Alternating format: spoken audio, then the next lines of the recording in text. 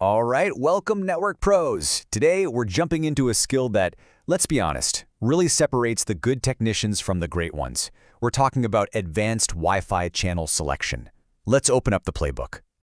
Now, just so you know, what we're covering today is part 5 of a deep dive 10-part series. It's all based on an incredible report from the RFI detectives who are part of Virtualization Options LLC. We're going to be focusing squarely on their pro-level advice for picking your channels. I mean, you've been there, right? You've set up the best, most expensive gear, the signal bars are maxed out, but the support tickets just keep coming. Lag, dropped calls, just weird network behavior. Well, the answer isn't in the hardware, it's hiding in the airwaves.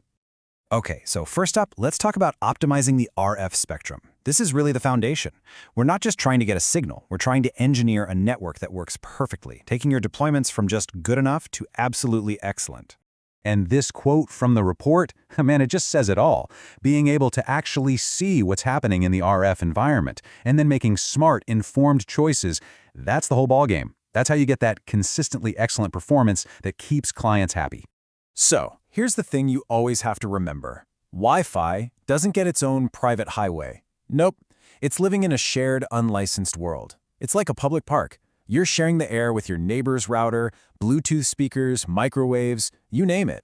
And becoming a master of that shared space is the real secret. Which brings us to something that trips up even seasoned pros, the DFS dilemma. Seriously, if you want a stable network, you have to get your head around how these shared frequencies actually work. It's absolutely critical. So what even is DFS? Well, it stands for Dynamic Frequency Selection. The easiest way to think about it is like this. On a huge chunk of the 5 GHz band, from channel 52 all the way to 144, Wi-Fi is just a guest. It's not the priority user. The priority users are things like, weather radar and military systems. So Wi-Fi has a legal requirement to listen for them and get out of the way fast.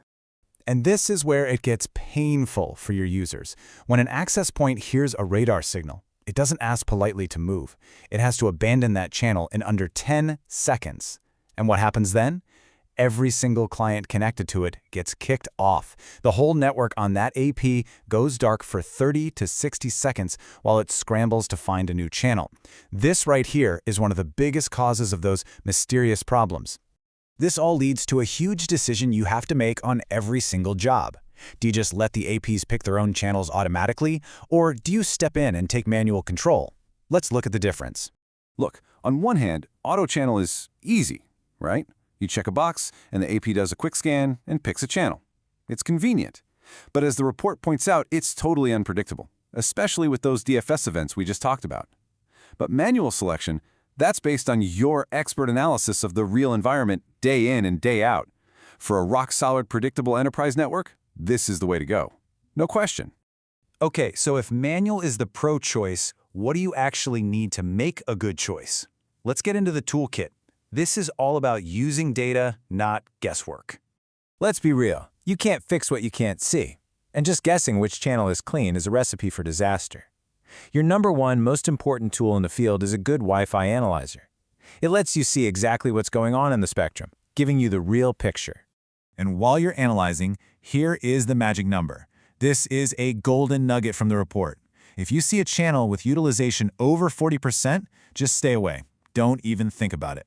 The report is clear. A channel that busy is guaranteed to cause you major latency headaches. It's a performance killer, plain and simple. So there you have it. We've talked about the challenge of sharing the airwaves, the chaos that DFS events can cause, and why taking manual, data-driven control of your channels is so important. So the only question left is, how are you going to use this to make your next deployment not just good, but great?